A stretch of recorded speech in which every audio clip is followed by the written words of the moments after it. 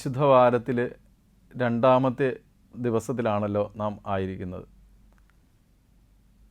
ഈ ദിവസം കർത്താവ് തൻ്റെ യെരുശലേമിലേക്കുള്ള യാത്ര ബഥാനിയിൽ നിന്ന് ആരംഭിക്കുകയാണ്.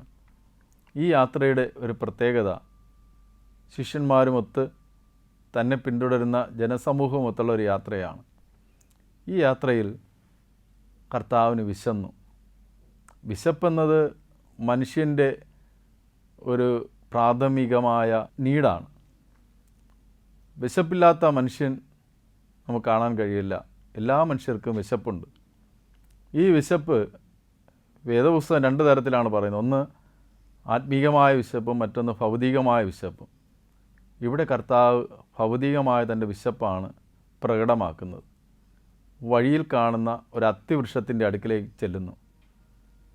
യെരുശലേമിലേക്കുള്ള യാത്രയിൽ ബഥാനിയയിൽ നിന്നും ബത്ഫാഗയിൽ നിന്നും ഉള്ള യാത്രയാണ് നാം കാണുന്നത്.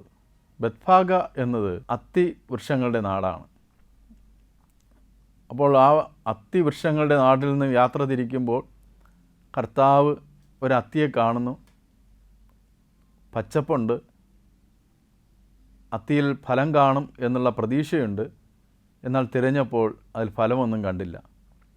കർത്താവ് ഒരു വാക്ക് മാത്രമേ അവിടെ പറയുന്നുള്ളൂ: ഇനി നിന്നിൽ ഫലം ഉണ്ടാകണ്ട എന്ന്. ഇത് പറഞ്ഞിട്ട് നടന്നു പോകുന്ന കർത്താവിനെയാണ് നാം ദർശിക്കുന്നത്. നമ്മുടെ വ്യക്തിപരമായ ജീവിതങ്ങളും ഇതിൽ നമുക്ക് കാണുവാനും കഴിയും. യാക്കോബ് അപ്പോസ്തലൻ പറയുന്നത് പ്രവൃത്തിയില്ലാത്ത വിശ്വാസം നിർജീവമെന്നാണ്.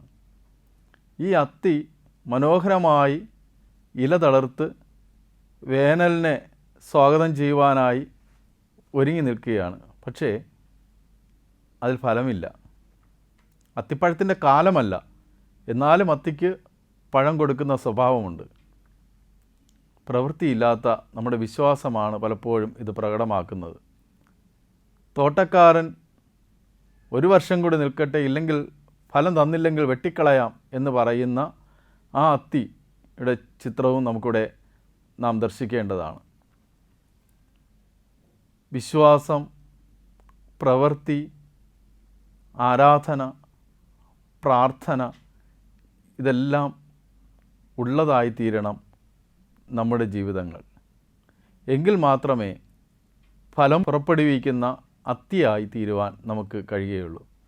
ഇല്ലെങ്കിൽ നമ്മുടെ പ്രവർത്തനങ്ങളെല്ലാം ഈ ഫലമില്ലാതെ മനോഹരമായ ഇലകൾ കൊണ്ട് മൂടപ്പെട്ട ഈ അത്തിയെപ്പോലെ ആയിത്തീരും. ഈ നോമ്പിൻ്റെ ദിനങ്ങളിൽ ഫലം പുറപ്പെടുവിക്കുന്ന വൃക്ഷങ്ങളായിരിക്കാൻ ആണ് കർത്താവ് നമ്മെക്കുറിച്ച് ആഗ്രഹിക്കുന്നത്.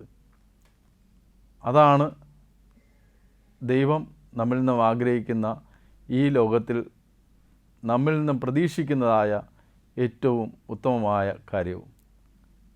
ഈ നോമ്പിൻ്റെ ദിനം പ്രവൃത്തിയുള്ളതായി തീരുവാൻ, ഫലം പുറപ്പെടുവിക്കുന്നതായി തീരുവാൻ, അപരന് ആശ്വാസമായി തീരുവാൻ, അപരൻ്റെ വിശപ്പ് അടക്കുന്നതായി തീരുവാൻ ഉള്ളതായി തീരട്ടെ. ആമേൻ.